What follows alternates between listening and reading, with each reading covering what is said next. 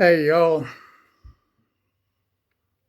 we got bad weather coming. It's just to the southwest of me, headed this way right now, and down in the southwest corner of the state, and also directly west from me are two more thunderstorm, possible tornado storms coming this way. There's thunderstorms, severe thunderstorms, and tornado warnings pretty much all over the country. Y'all watching Max Velocity or Ryan Hall? Y'all, both of those channels are good as far as keeping up with the weather. They both have storm chasers that are out and about. There's storms all over the country right now, y'all. And I got some in my state. Two of them's coming right toward me, and they expect tornadoes out of both of them. So I'm going to do your daily Bible reading and take cover. I've got a storm shelter underground. I can't climb the ladder to get, or the stairs to get down to it. So I don't go down in it. I have been down in it when I first bought the place. I had a friend stand by and catch me if I fell. I made it down and back up all right, but coming up a ladder is not a problem. Going down a ladder is a problem for me, and my legs and my back don't cooperate like they should, so I just don't climb stairs or ladders.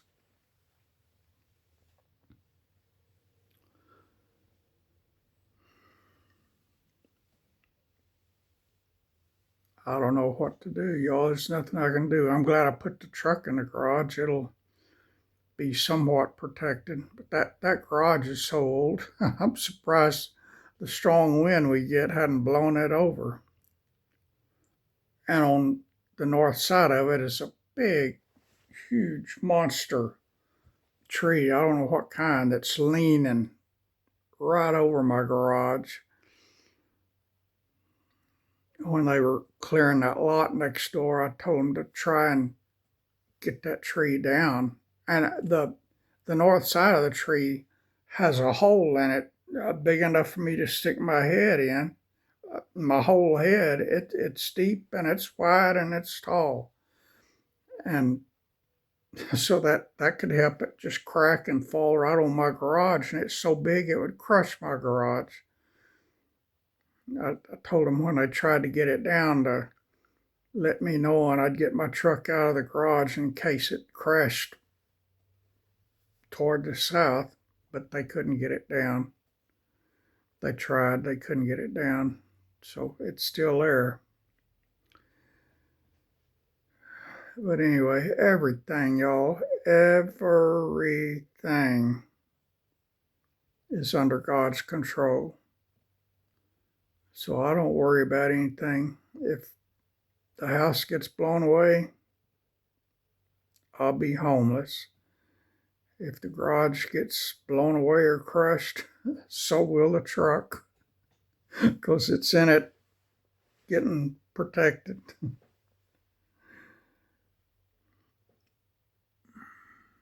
They, everybody's, or not everybody, a lot of people was fussing at me for moving to Kansas. I said, that's a tornado state.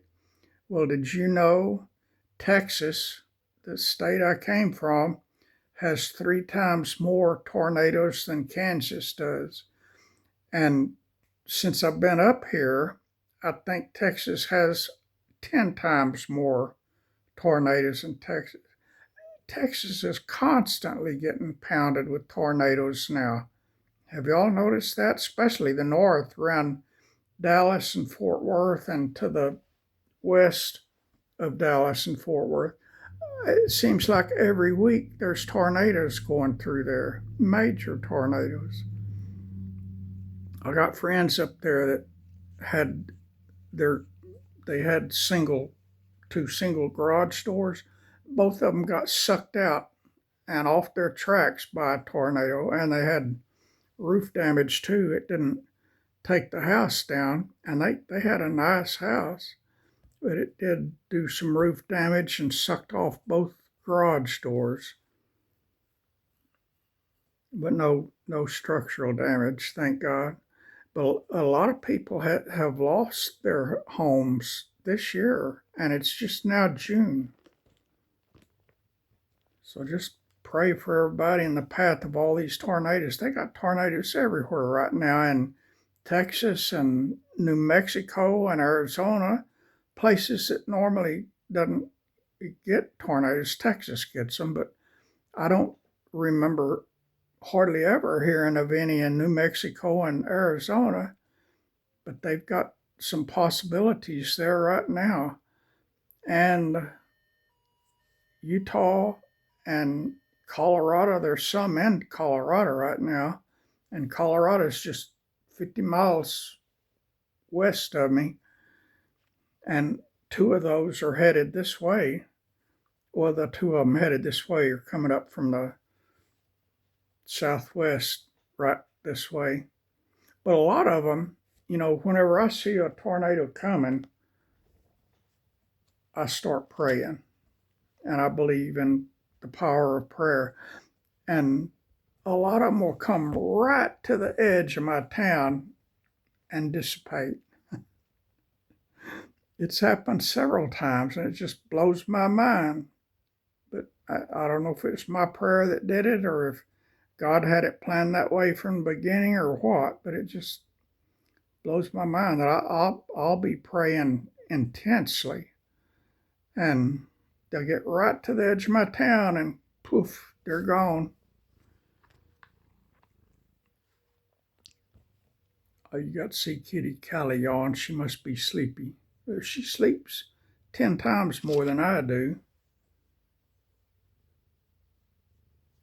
But let me give you your daily Bible reading, and I'm going to go in the bedroom. It's, I reckon, the most secure.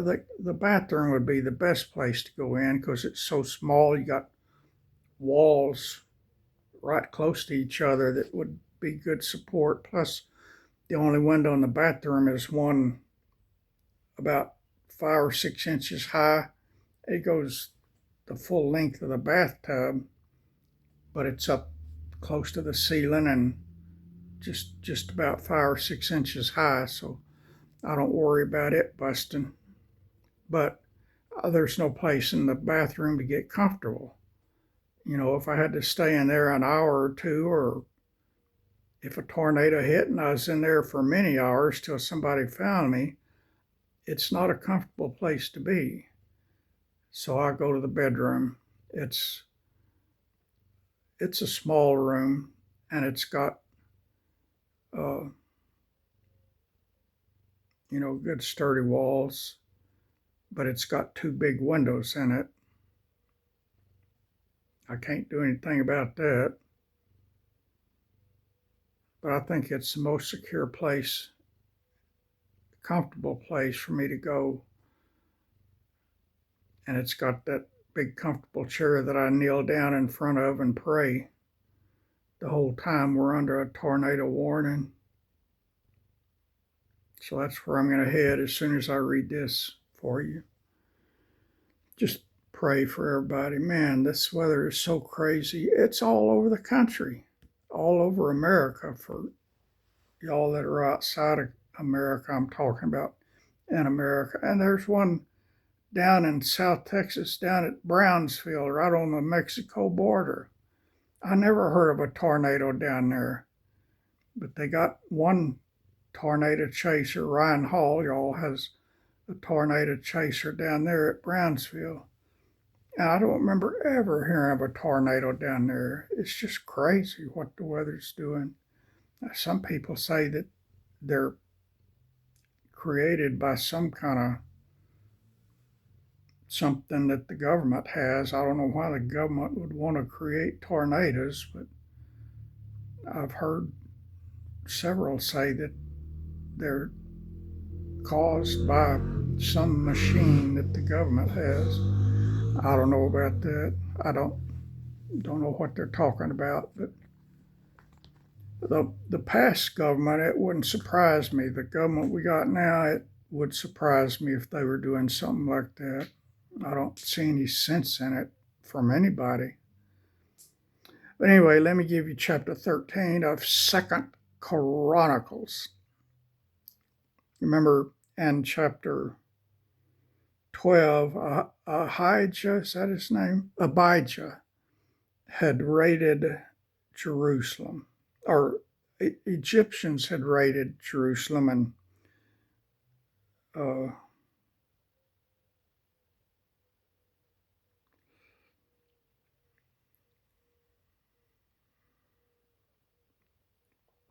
Rehoboam went after him. And then I think, didn't Rehoboam die? Yeah, Rehoboam died. And his son Abijah took over as king of Judah. So here we're going to read about Abijah.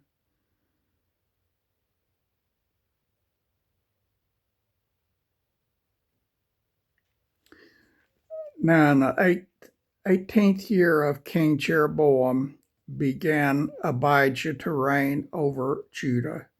He reigned 3 years in Jerusalem. His mother's name also was Micaiah, or Michaiah, I don't know how you pronounce that, the daughter of Uriel of Gibeah. And there was war between Abijah and Jeroboam. Well, I thought Abijah was Jeroboam's son.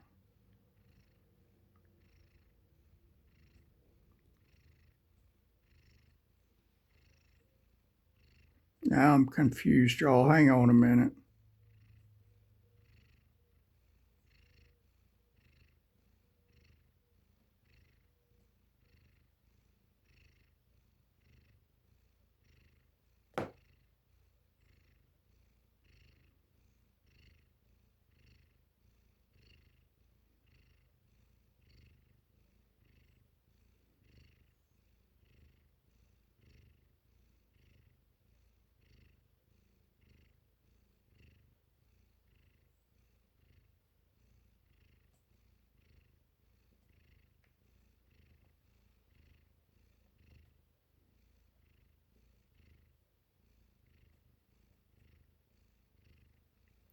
But in the last verse of chapter 12, it says Rehoboam slept with his fathers and was buried in the city of David, and Abijah his son reigned in his stead. Now, chapter 13, that was the last verse of chapter 12. Now, chapter 13 says, in the 18th year of the king Jeroboam, began Abijah to reign over Judah. He reigned 3 years in Jerusalem.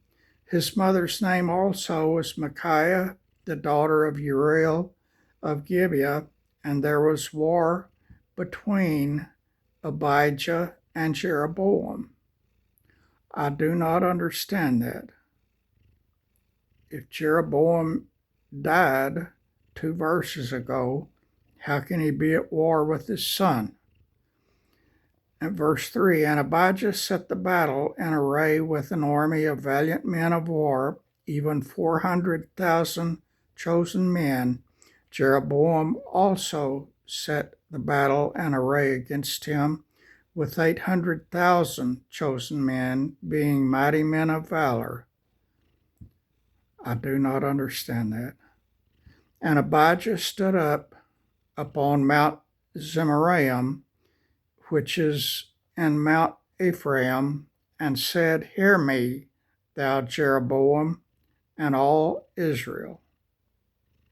Oh, I'm sorry. It's Jeroboam, not Rehoboam. Rehoboam was, what's his name? Abijah's dad, not Jeroboam. I got confused. Jeroboam and Rehoboam. Rehoboam died. Rehoboam was Abijah's dad. Now it makes sense. All right. Y'all forgive me for that. Ought ye not to know that the Lord God of Israel gave the kingdom over Israel to David forever, even to him and to his sons by a covenant of salt. Yet Jeroboam the son of Nebat, the servant of Solomon, the son of David, is risen up and hath rebelled against his Lord. And there are gathered unto him vain men and the children of Belial, and have strengthened themselves against Rehoboam the son of Solomon, when Rehoboam was young and tender-hearted, and could not withstand them. And now ye think to withstand the kingdom of the Lord in the hand of the sons of David, and ye be a great multitude, and there are with you golden calves, which Jeroboam made you for gods. Have ye not cast out the priests of the lords, the sons of Aaron, and the Levites, and have made you priests after the manner of the nations of other lands, so that whosoever cometh to consecrate himself with a young bullock and 7 rams, the same may be a priest of them that are no gods. But as for us, the Lord is our God, and we have not forsaken him and the priests.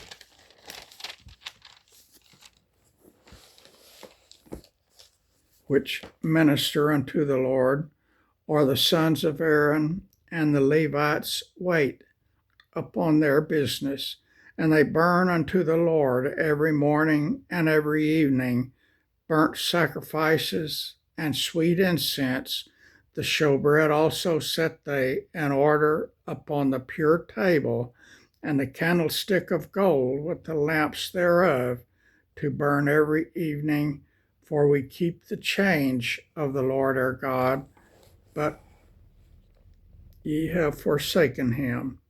And behold, God himself is with us for our captain, and his priests with sounding trumpets to cry alarm against you. O children of Israel, fight ye not against the Lord God of your fathers, for ye shall not prosper. But Jeroboam caused an ambushment to come about behind them. So they were before Judah, and the ambushment was behind them. And when Judah looked back, behold, the battle was before and behind.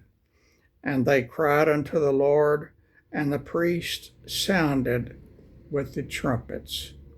Then the men of Judah gave a shout, and as the men of Judah shouted, it came to pass that God smote Jeroboam and all Israel before Abijah and Judah. And the children of Israel fled before Judah, and God delivered them into their hand. And Abijah and his people slew them with a great slaughter.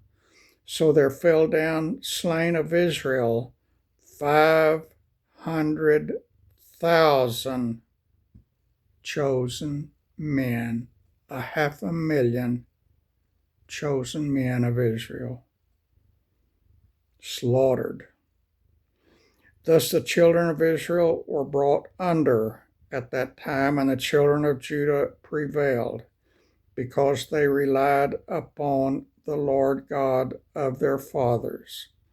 And Abijah pursued after Jeroboam, and took cities from him, Bethel with the towns thereof, and Jeshanah with the towns thereof, and Ephraim with the towns thereof. Neither did Jeroboam recover strength again in the days of Abijah, and the Lord struck him, and he died. But Abijah waxed mighty, and married 14 wives, and begat 22 sons, and 16 daughters. And the rest of the acts of Abijah, and his ways, and his sayings, are written in the story of the prophet Iddo. And that's that for chapter 13. Do y'all? Oh, that's 20 minutes already. I'll stop. All right. That's it for today, y'all. I'm going to go to the bedroom, shut the door, and start praying. And y'all, if you feel so led, pray for the people in all of the tornadoes' paths. And there's a lot of them. Go to YouTube, Ryan, Ryan, Hall, Hall, Y'all, Yall. He is my favorite meteorologist that does live videos when there's tornadoes, and there's tornadoes all over the place, y'all. And the other one is Max, Max Velocity, Velocity. He's good. He's very good too.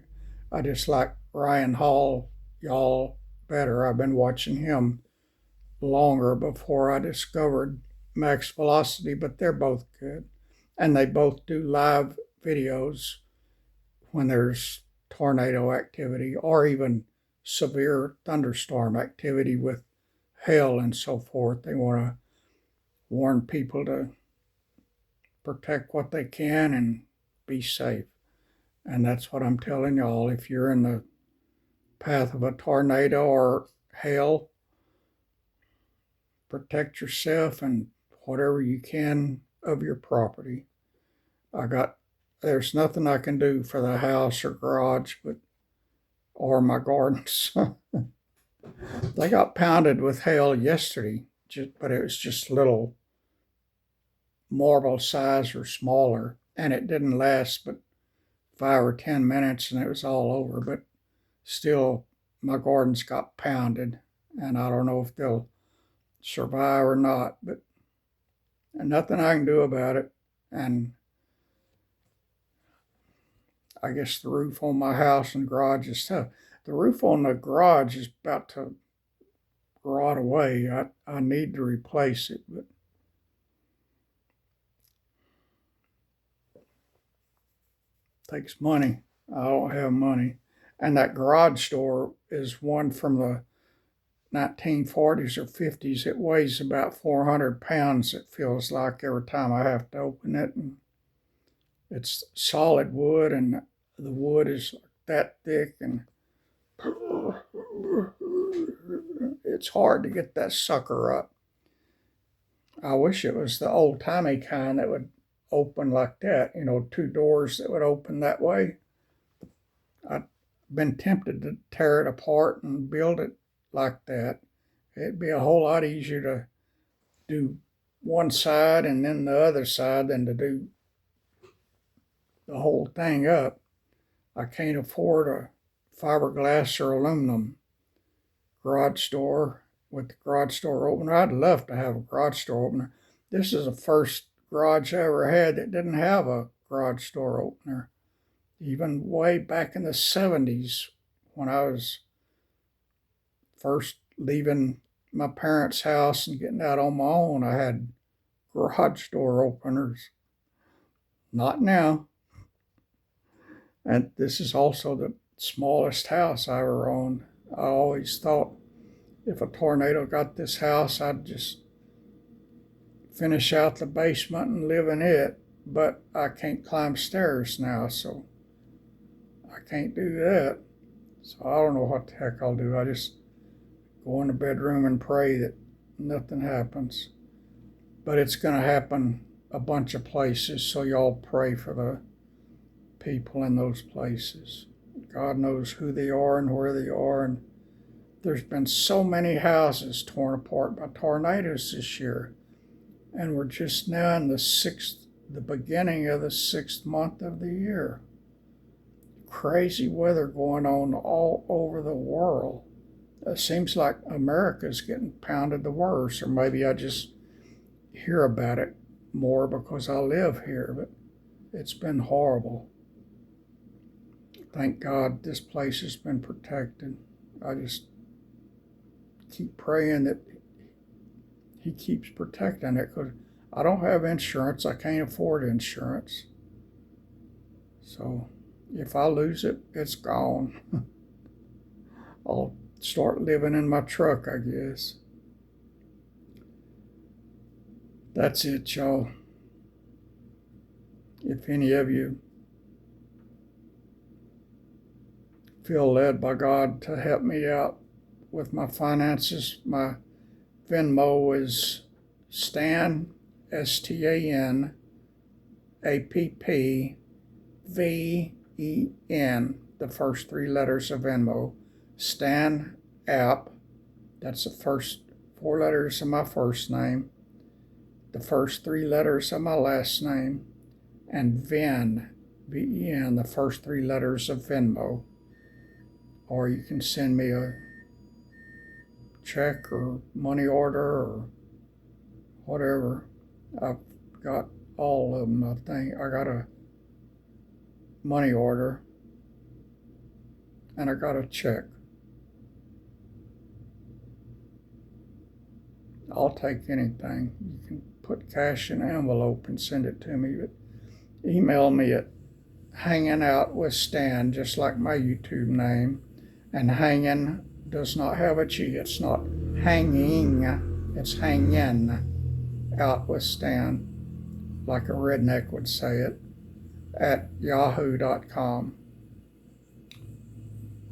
And I would appreciate it.